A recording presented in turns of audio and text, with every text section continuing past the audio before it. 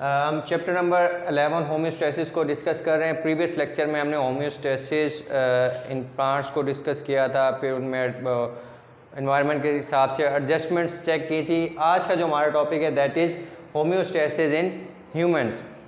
जब बाकी एनिमल्स की तरह, क्योंकि ह्यूमंस का भी एक कम्प्लेक्स सिस्टम होता है, इसलिए इसमें होम्योस्टेसिस के ह्यूमंस में होम्योस्टेसिस के लिए स्पेशल ऑर्गन्स हैं। उनमें से 3 मेन ऑर्गन जो हैं उनको आज हम डिस्कस करेंगे, that is skin, lungs and kidneys. Skin के बारे में आपने ये याद रखना है कि that is the largest organ of human body. Skin को लार्जेस्ट ऑर्गन कहा जाता है ह्यूमन बॉडी का। इसके फंक्शंस क्या होते हैं? Maintenance of body temperature and it removes excess water and salts. अब इसको मज़ीद हम आज स्किन के जो हमारे पास फंक्शन है इनको ब्रीफली डिस्क्राइब करेंगे आज। The next organ is lungs. Lungs के बारे में हमने प्रीवियस चैप्टर गैसेज एक्सचेंज में थॉरोली डिस्कस किया है, लेकिन फिर भी ब्रीफली इसको देख लेते हैं। लंग्स का काम क्या होता है? It removes the excess CO2 and balance it. Means के जो बॉडी में एक्सेस कार्बन डाइऑक्साइड होती है वो उसको लंग्स रिमूव करते हैं। अब वो कार्बन डाइऑक्साइड बनती कैसे है? हमने चैप्टर नंबर 7 में क्लास 9th में डिस्कस किया था रेस्पायरेशन को, ठीक है। उसमें हमने देखा था कि सेलुलर रेस्पायरेशन के दौरान कार्बन डाइऑक्साइड प्रोड्यूस होती है, ठीक है।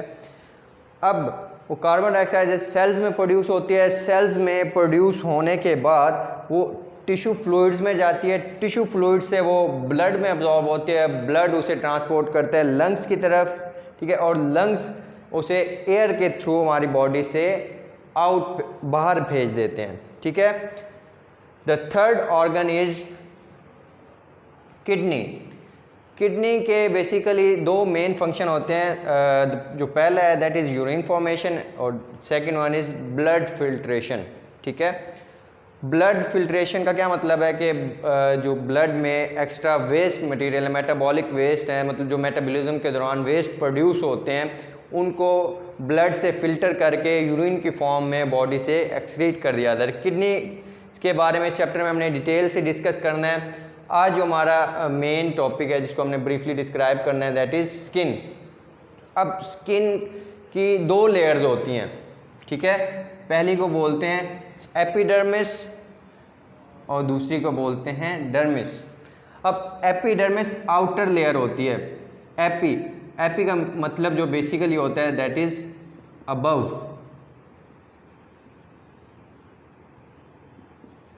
ठीक है। पहली लेयर क्या है? Epidermis. It is the outer protective layer without blood vessels. Without blood vessels मतलब कि जो एपिडर्मिस होती है इसमें ब्लड वेसल्स प्रेजेंट नहीं होते। जो ऊपर वाली आउटर प्रोटेक्टिव लेयर होती है स्किन की that is known as epidermis, और इसमें कोई ब्लड वेसल्स मौजूद नहीं होते। The second inner layer that is known as dermis, ठीक है। जो एपिडर्मिस के नीचे प्रेजेंट होती है सेकेंड लेयर उसको बोलते हैं डर्मिस। इसमें क्या क्या प्रेजेंट होता है? इसमें blood vessels, nerve endings, sweat and oil glands and hair and fat cells. पर स्वेट एंड ऑयल ग्लैंड्स का क्या काम होता है? कुछ लोगों के, आप लोगों को पता है कि स्किन जो होती है ऑयली है, वो ऑयल कौन प्रोड्यूस करता है? ये हमारी स्किन में हमारी स्किन की डर्मिस में ऑयल ग्लैंड्स प्रोड्यूस होते हैं। आप लोगों को पसीना आता है और वो कैसे, वो कौन प्रोड्यूस करता है? वो स्वेट ग्लैंड्स प्रोड्यूस करते हैं, जो कि कहाँ पे प्रेजेंट होते हैं? In the dermis of our skin. अब हम स्किन के फंक्शंस को डिस्कस कर लेते हैं। तो पहला जो इसका फंक्शन है that is regulation of body temperature. अब बॉडी टेम्परेचर की रेगुलेशन में स्किन कैसे हेल्प कर सकती है? और देखिए इसका आंसर आपको यूँ मिलेगा कि जो बॉडी इसमें डर्मिस में स्वेट ग्लैंड्स होते हैं वो बेसिकली स्वेट प्रोड्यूस करते हैं। स्वेट जब आपकी स्किन पे आता है तो वो इवेपोरेशन के थ्रू आपकी स्किन से रिमूव होता है। तो आपको पता है कि इवेपोरेशन काजेज कूलिंग, ठीक है। तो आपकी बॉडी का टेम्परेचर इस तरह मेंटेन करती है स्किन। अब स्किन के जो डर्मिस होती है इसमें जो फैट सेल्स की लेयर होती है वो इंसुलेट करती है बॉडी को। इंसुलेट करने का क्या मतलब होता है कि वो इन्वायरमेंट में जो भी टेम्परेचर चल रहा है उसके अगेंस्ट आपकी बॉडी को प्रोटेक्ट करती है। अब formation of goose bumps by contraction of small muscles attach to hair.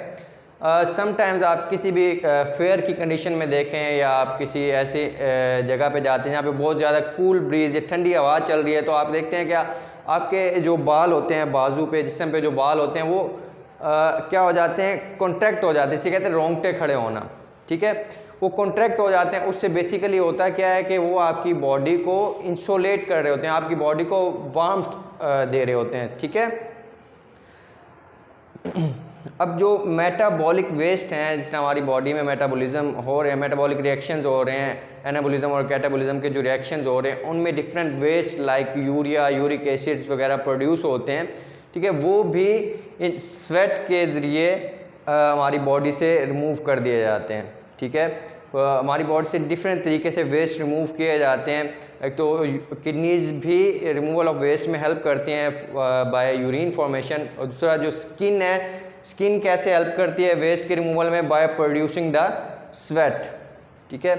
अभी आज के लेक्चर में हमारे पास इतना ही था डिस्कस करने के लिए। नेक्स्ट लेक्चर में हम किडनीज़ की डिटेल सर्च करेंगे, उसको डिस्कस करेंगे कि कैसे यूरिन फॉर्मेशन करते हैं, उनके मज़ीद प्रॉपर फंक्शन क्या होते हैं। थैंक यू, अल्लाह हाफ़िज़।